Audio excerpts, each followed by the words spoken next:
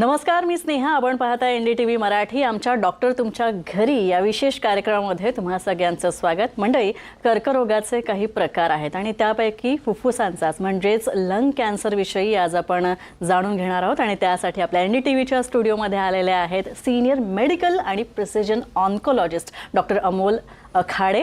सरांचं स्वागत करूया. Doctor, welcome to our studio. धन्यवाद.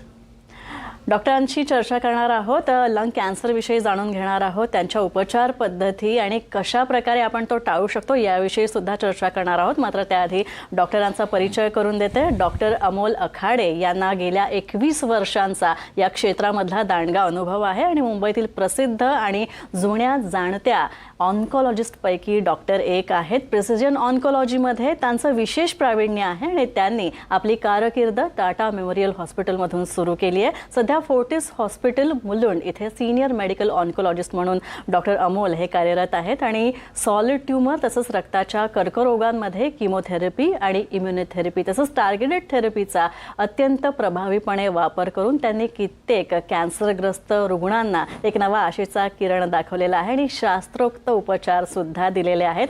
चला तर मग डॉक्टरांकडून जाणून घेऊयात लंग कॅन्सर म्हणजेच फुफ्फुसाचा कर्करोगाविषयी. तर डॉक्टर, पहिला मला हे जाणून घ्यायला लागेल की आवडेल की कॅन्सरचे भरपूर प्रकार आहेत, पण जेव्हा आपण फुफ्फुसाच्या कर्करोगाविषयी म्हणतो किंवा लंग कॅन्सरविषयी बोलतो तेव्हा एक लक्षात येतं की आम्हाला एक कॉमन कारण माहिती आहे की स्मोकिंगमुळे कर्करोग होतो फुफ्फुसांचा, पण ते एकच कारण आहे का? आणि सगळ्यात महत्त्वाचं म्हणजे भारतात हल्ली लंग कॅन्सर वाढण्याचं कारण काय? सो तुम्ही हा चांगला प्रश्न विचारला आहे की येस, स्मोकिंग आणि लंग कॅन्सर हे कोरिलेशन सगळ्यांना माहिती आहे, पण त्याचबरोबर हे आहे की टोबॅको इन एनी फॉर्म, म्हणजे तुम्ही कुठल्याही फॉर्ममध्ये टोबॅको जरी कन्झ्युम केला तर त्याच्यामुळे लंग कॅन्सरची रिस्क वाढते. आणि आजकाल जे वेपिंग होतं, ज्याला म्हणतात की स्मोकलेस टोबॅको, त्यानेही कॅन्सरची रिस्क वाढते. आणि अनफॉर्च्युनेटली आता एअर पोल्युशन वाढत चाललेलं आहे. तुम्ही आता आपण मुंबईत आहोत, पण दिल्लीमध्ये हवेची कंडिशन तुम्हाला सगळ्यांनाच माहिती आहे. सो वाढतं एअर पोल्युशन, टोबॅको कन्झम्पशन्स आणि इनडायरेक्ट स्मोकिंग म्हणजे जे वेपिंग किंवा हुक्का हे जे प्रकार कन्झ्युम केले जातं, एक्स्पेशली तरुण लोक जे करतात, त्यामुळे कॅन्सरचं प्रमाण, एक्स्पेशली लंग कॅन्सर प्रमाण वाढत चाललेलं आहे. सर, म्हणजे हे तर माहिती आहे आम्हाला की आता स्मोकिंग हे एक कारण असू शकतं किंवा असतंच, पण जे पॅसिव्ह स्मोकर आहेत, जे नॉन स्मोकर आहेत, त्यांना सुद्धा कधी कधी लंग कॅन्सर झालेला दिसतो. मग त्याचं काय कारण असू शकतं? सो अनफॉर्च्युनेटली काय होतं की आपल्याकडे वर्क प्लेसेसमध्ये सगळ्याच ठिकाणी असं डेझिग्नेटेड स्मोकिंग एरिया नसतात आणि त्यामुळे जे पॅसिव्ह स्मोकर असतात, म्हणजे ज्यांना बाकी कोणी स्मोक करत आहे आणि तेव्हा ते एक्सपोज होतात, तेव्हा त्याचं पण इतकं कन्झम्पशन होतं, शरीरामध्ये जे निकोटीनचं प्रमाण वाढतं, त्यामुळे ही कॅन्सरची रिस्क वाढते. सो आपल्याला हे प्रिकॉशन घ्यायला पाहिजे की either of course smoking should not be done only, आणि जर ते कोणाला स्मोकिंग करायचं असेल तर has to be done in particular designated area, especially in public प्लेसेसमध्ये smoking should be completely avoided. नक्कीच.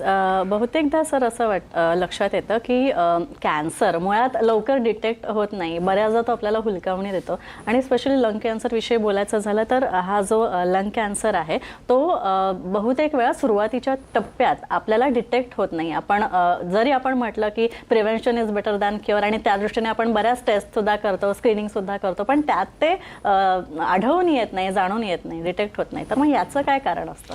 लंग कॅन्सरसाठी स्पेसिफिक अशी स्क्रीनिंग टेस्ट अप्रूव्ड नाही, आणि त्याची जी लक्षणं आहेत, म्हणजे परसिस्टंट खोकला असेल, एखाद्याला साधारण 1 महिन्यापासून 2 महिन्यापासून खोकला असेल, साधी औषधी घेऊन जात नसेल, खोकल्यातून रक्त पडत असेल, किंवा तुमचं भूक लागत नाही आहे, वजन सिग्निफिकंटली म्हणजे more than 10% of the baseline वजन कमी होत असेल, तर तुम्हाला ऑफकोर्स लंग कॅन्सर आहे की नाही यासाठी तुमच्या फिजिशियनची चौकशी बरोबर भेटून त्याचे तपास करणे गरजेचं आहे.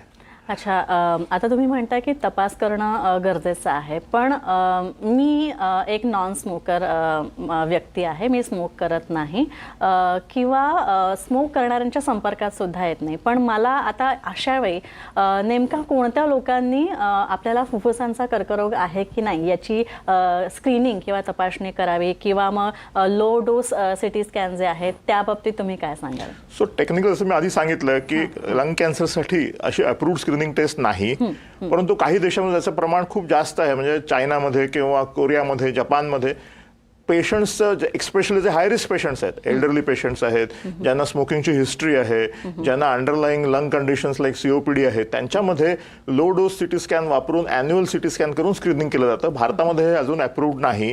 परंतु जर तुम्हाला असं लक्षण वाटत असेल, जर तुम्हाला असं वाटत असेल की तुम्हाला हेतले काही रिस्क फॅक्टर आहेत, तर तुम्ही डॉक्टरांशी भेटून तुमचं स्क्रीनिंग सिटी स्कॅन करू शकता. अच्छा, याच प्रश्नाला जोडून मी आणखी पुढे नेते. हे सिटी स्कॅन जे करणं आहे, हे स्क्रीनिंग करणं आहे, ते कितपत उपयोगी असतं? सो टेक्निकली स्पीकिंग जसं मी सांगतो आहे की हे अप्रूव्ड नाही आपल्या देशामध्ये, परंतु बाहेरच्या देशामध्ये त्याचे स्टडीज झालेले आहेत आणि there is some benefit to it. Mass लेव्हलवरती स्क्रीनिंग, जसं आपण सर्व्हायकल कॅन्सर स्क्रीनिंग करतो किंवा ब्रेस्ट कॅन्सर स्क्रीनिंग करतो, तसं लंग कॅन्सरसाठी मास लेव्हल स्क्रीनिंग अवेलेबल नाही. पण तुम्हाला इंडिव्हिज्युअल लेव्हलला जर तुम्हाला काही सिम्पटम्स वाटत असतील किंवा तुम्हाला काही अशी शंका वाटत असेल, तुम्हाला काही टोबॅकोची हिस्ट्री असेल, स्मोकिंगची हिस्ट्री असेल, तर तुम्ही करू शकता. Especially elderly population, may be after the age of 50. नक्कीच. डॉक्टर अमोल, तुम्हाला गेल्या 21 वर्षांचा अनुभव आहे आणि तुम्ही सिनियर कन्सल्टंट म्हणून काम करता, मेडिकल ऑन्कोलॉजिस्ट, प्रिसिजन ऑन्कोलॉजिस्ट म्हणून. तर तुम्हाला नक्कीच ही गोष्ट, म्हणजे तुमच्या निरीक्षणात हे सुद्धा आलं असेल की भारतीयांच्या बाबतीत बोलायचं झालं तर जेव्हा कॅन्सरच्या बाबतीत आपण बोलतो तेव्हा लंग कॅन्सर किंवा कुठलाही कॅन्सर असो, आपण त्याच्या डिटेक्शनकडे किंवा त्याच्या निदानाकडे फार उशिरा जातो. तर हे का होत असावं? याची काही कारणं आहेत का? म्हणजे तुमचा अभ्यास काय सांगतो या सगळ्या? कारण काय होतं ना, आपल्यामध्ये तेवढी जागरूकता नाहीये, म्हणून तर आपण हे असे सगळे प्रोग्राम्स करतो ज्याच्यामध्ये लोकांमध्ये अवेअरनेस वाढावा. हा पहिला मुद्दा. लोकांना बऱ्याचशा वेळेला मग भीती वाटते की मी टेस्ट केलं काहीतरी निघेल, मग ते कशाला करावं, आपोआप बरं होईल, थांबूया. त्याच्यामुळे जे लोक 2 महिने 3 महिने खोकला असला आणि परसिस्टंट असला, रक्त निघालं असलं तरी तपासच करत नाहीत. आणि त्यामुळे मग अनफॉर्च्युनेटली काय होतं, जेव्हा ते डॉक्टरकडे जातात, कर्करोग तज्ञाकडे जातात, तेव्हा तो आजार पसरलेल्या अवस्थेमध्ये दिसतो. सो लोकांच्या मनातली भीती जाणे आवश्यक आहे आणि त्याकरताच जागरूकता निर्माण करणे, त्यांना सांगणे की जर कॅन्सर अर्ली स्टेजमध्ये डिटेक्ट झाला तर तो बरा होऊ शकतो. तुम्ही स्क्रीनिंग टेस्ट किंवा जे काही सिम्पटम्स वाटले तर डॉक्टरकडे जाऊन तपासणी करून घेणे हे आवश्यक आहे. नक्कीच. आणखी एक म्हणजे मोलॅक्युलर टेस्टिंग विषयी मला बोलायचं आहे, तर याविषयी आम्हाला जरा सविस्तर माहिती सांगा. सो लंग कॅन्सरमध्ये जसं मी म्हटलं की I am a precision oncologist. So what is precision oncology? म्हणजे प्रिसिजन म्हणजे जो काही तुमचा कॅन्सर आहे त्याच्या स्पेसिफिक अगेन्स्ट काही औषधं आलेली आहेत आणि ते आपण स्पेसिफिक जीन्स आपण टेस्ट करतो त्या पर्टिक्युलर टिश्यूवरती आणि त्याला म्हणतात मोलिक्युलर टेस्टिंग. मोलिक्युलर टेस्टिंगचं नाव आहे NGS. आणि ह्या मोलिक्युलर टेस्टिंगमध्ये आपण फाइंड आउट करतो की कुठल्या कुठल्या प्रकारचे जीन्स प्रेझेंट्स आहेत आणि वेगवेगळी जीन्स आहेत. EGFR आहे, अल्क आहे, ROS1 आहे, NTRK आहे.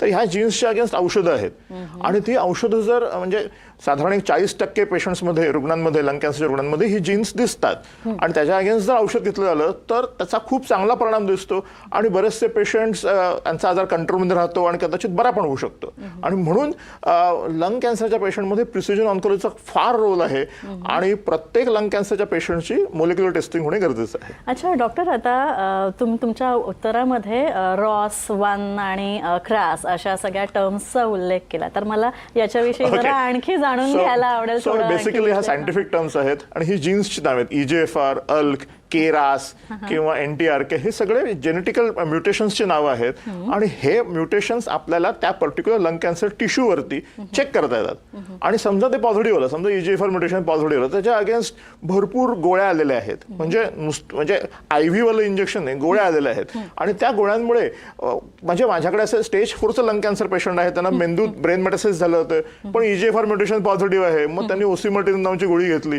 आणि 3 वर्ष 4 वर्ष 5 वर्ष आयुष्य व्यवस्थित चाललेलं आहे. सो हे सगळे जे मॉडर्न टेक्नॉलॉजी किंवा मॉडर्न सायन्सची जी करामत आहे ती लंग कॅन्सरमध्ये भरपूर प्रमाणात दिसते. कारण ऑलमोस्ट 40 ते 50% रुग्णांमध्ये ही म्युटेशन्स दिसतात. मग ती टेस्ट व्हायला पाहिजेत आणि त्याच्या अगेन्स्ट ओरल मेडिसिन्स, काय काय अगेन्स्ट IV मेडिसिन्स अवेलेबल आहेत आणि ती वापरता येतात. अच्छा, आता आपण थोड्या थेरपीजकडे येऊया. कॅन्सर किंवा लंग कॅन्सर विषयी आपण जर बोलतोय तर बऱ्याच थेरपी सुद्धा आहेत. आता यात एक नवीन संकल्पना म्हणजे टार्गेटेड थेरपी. तर टार्गेटेड थेरपीविषयी आम्हाला विस्तृतपणे जाणून घ्यायला आवडेल. जसं मी म्हणालात की लंग कॅन्सरमध्ये अर्ली स्टेज असेल तर सर्जरी होते, सर्जरीच्या नंतर रेडिएशन लागतं. ॲडव्हान्स स्टेज असेल जे आपल्याकडे रुग्ण ॲडव्हान्स स्टेजमध्ये तर त्यांच्यामध्ये सिस्टमिक थेरपी लागते, लोकल थेरपीचा उपयोग होत नाही. तर त्या सिस्टमिक थेरपीमध्ये टार्गेटेड थेरपी आहे. आता वर्ड टार्गेटेड म्हणजे कसं आहे की त्या पर्टिक्युलर टार्गेटवरती ऍक्ट करणारं औषध. मग टार्गेट कुठलं तर ती आधी सांगितली, EGFR, अल्क, KRAS ही सगळी टार्गेट्स असतात आणि ते टार्गेट प्रेझेंट असेल तर त्याच्या अगेन्स्ट औषध वापरलं जातं. तर जसं कसं महाभारतामध्ये अर्जुन असतो आणि तो बरोबर त्या माशाच्यावरती डोळा करेक्ट, तसेच आता सिच्युएशन आहे की ते पर्टिक्युलर टार्गेट आढळलं तर त्याच्यावरती ऍक्ट करणारं औषध आहे आणि त्याला टार्गेटेड थेरपी म्हणतात. त्याचा फायदा काय होतो की ते नॉर्मल टिश्यूवरती ऍक्ट करत नाही आणि त्याच्यामुळे साईड इफेक्ट्स कमी होतात. सो इफेक्ट जास्त आहे, साईड इफेक्ट्स कमी आहेत, अशी औषधं वापरली जातात तर टार्गेटेड थेरपी म्हणतात. अच्छा, याच टार्गेटेड थेरपीला धरून मला मी एक लेख वाचला होता, तर त्यात असं आहे की कॅन्सरवर किंवा लंग कॅन्सरवर जी टार्गेटेड थेरपी वापरतात किंवा रेडिएशन रेडिएशन थेरपीसुद्धा वापरतात, तर त्यामुळे काही चांगल्या पेशी पण टार्गेट होतात त्या ट्रीटमेंटमध्ये, असा काही म्हणजे हा गैरसमज आहे का हे मला जाणून घ्यायचं. सो टेक्निकल असं म्हणालात की आता रेडिएशन आणि सर्जरी हे अर्ली स्टेज वापरलं जातं. रेडिएशनमध्ये सुद्धा आता टेक्निक्स इतक्या वाढलेल्या आहेत, IGRT, IMRT, त्याच्यामुळे फक्त त्याच भागाला रेडिएशन मिळतं, नॉर्मल टिश्यूला रेडिएशन मिळत नाही. त्याच्यामुळे रेडिएशनमध्ये होणारे साईड इफेक्ट्स पण कमी होत चाललेले आहेत. आणि टार्गेटेड थेरपी जर वापरली गेली म्हणजे जी सिस्टमिक थेरपी आहे, तर त्यामध्ये ते वर्डच इटसेल्फ सजेस्ट की acts only on the target आणि नॉर्मल टिश्यूवरती इफेक्ट कमी दिसतो आणि त्याच्यामुळे साईड इफेक्ट्स त्या औषधांचे कमी राहतात. अच्छा, तुम्ही म्हणालात इफेक्ट कमी दिसतो म्हणजे नॉर्मल टिश्यूवरचा जो इफेक्ट आहे, म्हणजे काही लोकांना ओरल अल्सर्स होतात, काही लोकांना हेअर लॉस होतो, काही लोकांच्या पांढऱ्या पेशी कमी होतात. हे सगळे परिणाम का होतात? कारण औषध ज्या गोष्टीवर ते काम करायला पाहिजे त्या गोष्टीवर काम करण्याचं बरोबरच बाकीच्या टिश्यूवर ते पण काम करत आहे. पण टार्गेटेडमध्ये तसं होत नाही, it acts only on that target. आणि म्हणून हे जे साईड इफेक्ट्स आहेत की WBC फॉल होणे किंवा हेअर लॉस होणे किंवा तोंडात अल्सर्स येणे, हे सगळे साईड इफेक्ट्स ह्या औषधांचे कमी आहेत. आणखी एक हल्ली खूप पॉप्युलर होते कॅन्सर पेशंट्समध्ये, ती म्हणजे इम्युनोथेरपी.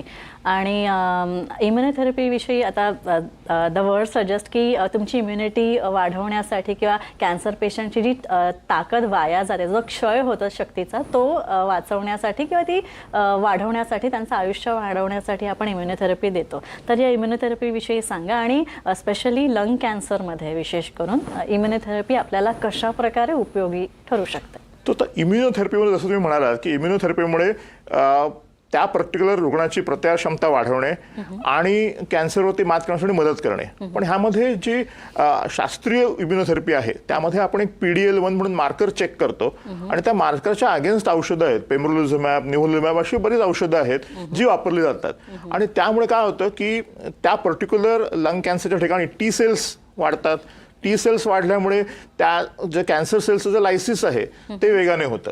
पण ह्यामध्ये मी दुसरं एक सांगू शकतो की बऱ्याचशा ठिकाणी ना इम्युनोथेरपीच्या नावाखाली बरीचशी खोटी औषधं किंवा क्वॅकरी जी त्याला आपण म्हणतो तसं चाललेलं असतं की बाबा तुम्ही हे घ्या, तुमची इम्युनिटी वाढेल आणि त्याच्यामुळे तुम्ही बरं होईल. तर तशा प्रकारच्या गोष्टींना प्रेक्षकांनी बळी पडू नये.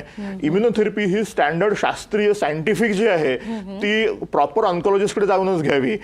त्याच्या इम्युनोथेरपीच्या नावाखाली जी वेगवेगळी औषधं दिली जातात की तुम्ही हे घ्या आणि त्याच्यामुळे तुमची इम्युनिटी बूस्ट होईल आणि आजार बरा होईल, हे चुकीचं आहे.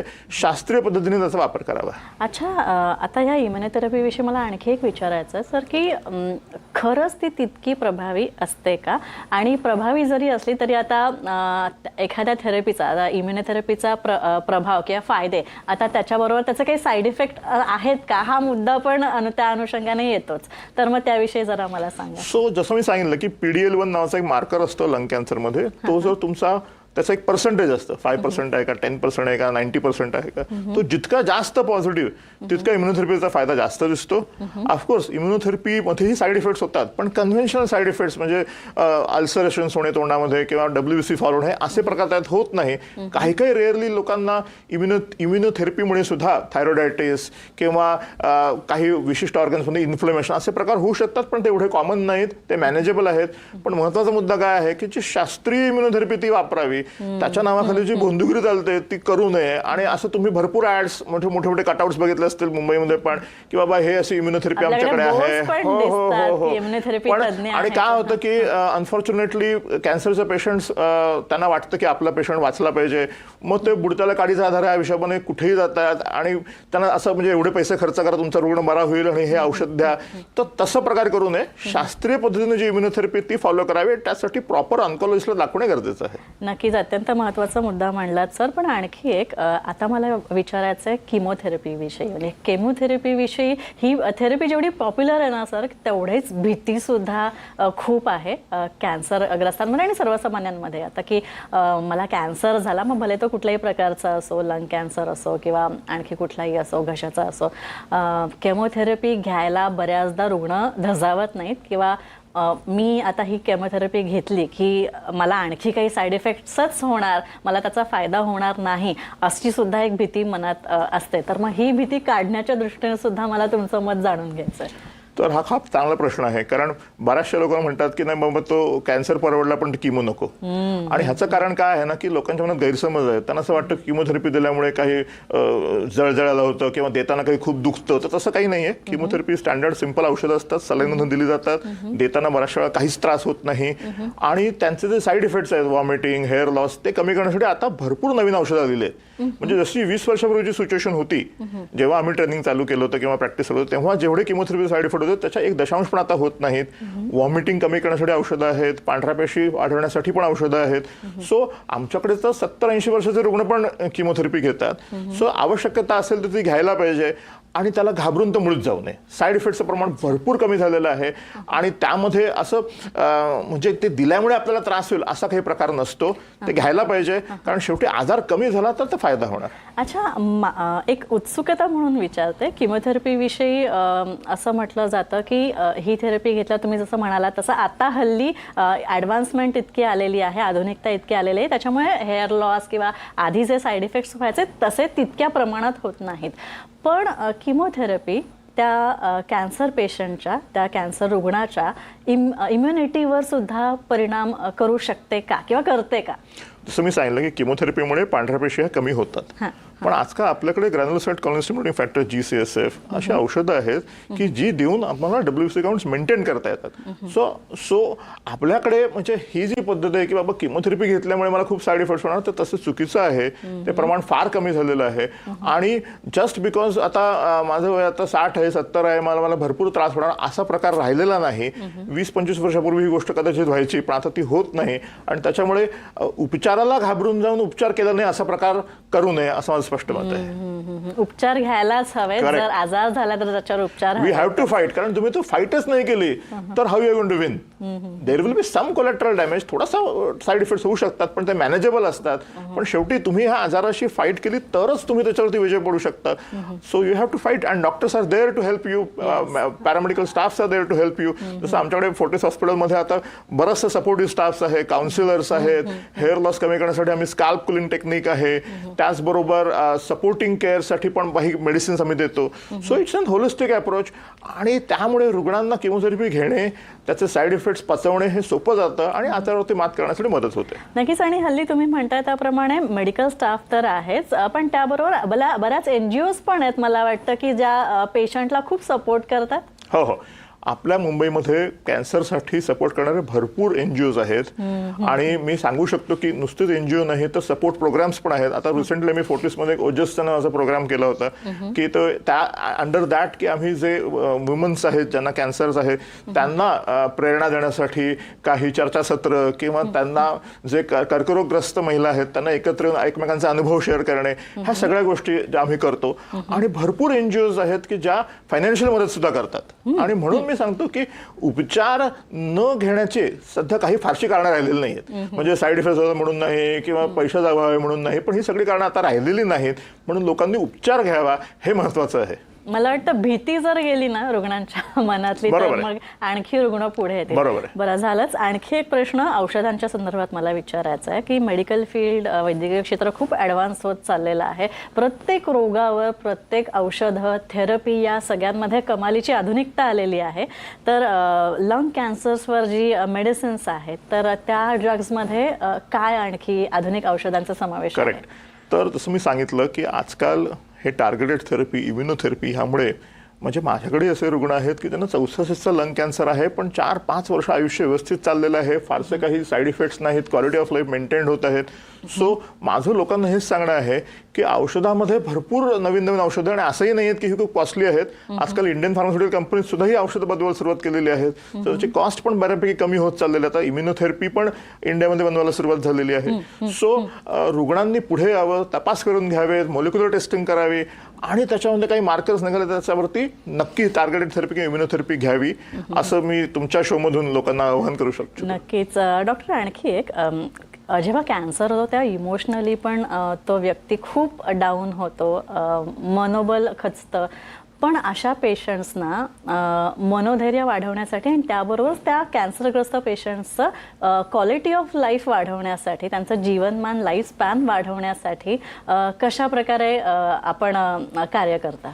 सो जसं मी सांगितलं काही प्रश्नांच्या उत्तरामध्ये की आम्ही एक फोर्टिसमध्ये ओजस्सा नावाचा एक प्रोग्राम चालू केलेला आहे की याच्यामध्ये आम्ही होलिस्टिक अप्रोच असतो की पेशंट, त्याची फॅमिली ह्यांना इमोशनल सपोर्ट कसा मिळेल, त्यांच्या जे काही बाकीच्या जे काही प्रश्न आहेत ते कसे सुटतील, त्यांना बाकीच्या रुग्णांबरोबर बोलून त्यांचे अनुभव शेअर करून त्यांचा मानसिक तणाव कसा कमी होईल, ह्या गोष्टीकडे आम्ही लक्ष देतो. कारण शेवटी कसं आहे ना, कॅन्सर हा असा आजार आहे ज्याच्यामध्ये एका माणसाला जो आजार होतो पण पूर्ण फॅमिली इन्व्हॉल्ड होते, पूर्ण फॅमिली, बरोबर आहे, तर पूर्ण फॅमिलीमध्ये मानसिक तणाव येतो, फायनान्शियल इश्यूज येतात. सो त्याच्यामुळे सगळ्यांना सपोर्ट देणे हे फार महत्वाचं आहे आणि ते आम्ही करण्याचा प्रयत्न करत आहोत. अच्छा, एक शेवटचं थोडक्यात उत्तर मला हवंय की कर्करोग टाळण्यासाठी फुफ्फुसांचा काय करता येईल? एक अच्छा, stop tobacco consumption in any form. म्हणजे नसतंच आपलं मी विडी पित नाही, सिगरेट पित नाही, पण मी मशेरी लावते, हा प्रकार नाही चालणार. नाही, मी ते काही नॉर्मल सिगरेट पित नाही पण मी इलेक्ट्रॉनिक सिगरेट पितो, हाही प्रकार नाही चालणार. आम्ही ते व्हेपिंग करतो किंवा हुक्का पितो, ते तर नॉर्मल असतं आणि सगळेच करतात, ताही प्रकार चालणार नाही. So tobacco consumption has to be stopped in any form. शून्य टोबॅको कन्झम्पशन जर झालं तर तुम्ही बऱ्याचशा प्रकारे फुफ्फुसाच्या कॅन्सर, कर्करोगापासून स्वतःला प्रोटेक्टेड करू शकता. आणि हे फार सोपं आहे आणि सगळ्यांनी मनावर घेतलं तर हे होऊ शकतं. आणि ह्यामध्ये जागरूकता निर्माण करणे आणि स्वतःच्या मनामध्ये कंट्रोल ठेवणे हे महत्वाचं आहे. अगदी महत्त्वाचा मुद्दा मांडला सरांनी जाता जाता. सगळ्यात महत्त्वाची टिप की नाही म्हणायला शिका आणि ज्या गोष्टी आपल्या शरीरासाठी घातक आहेत, हानिकारक आहेत, त्यांच्यापासून लांबच राहा, दूरच राहा, तर आजार तुम्ही तुमच्यापासून लांब ठेवू शकता. डॉक्टर अमोल, तुम्ही आमच्या NDTVच्या स्टुडिओमध्ये आलात आणि या कार्यक्रमामध्ये सहभागी झाला त्यासाठी खूप खूप आभार तुमचे. धन्यवाद. धन्यवाद. तर यानंतर इथेच थांबतो. मात्र तुम्हाला जर डॉक्टर अमोल अखाडे यांच्याशी संपर्क साधायचा असेल, त्यांचा सल्ला घ्यायचा असेल, तर स्क्रीनवरचे डिटेल्स दिलेत त्या संपर्क क्रमांकावर तुम्ही त्यांना कॉल करू शकता, त्यांची अपॉइंटमेंट घेऊ शकता. डॉक्टर नक्कीच तुम्हाला मदत करतील. यानंतर इथेच थांबतोय. नमस्कार. नमस्कार.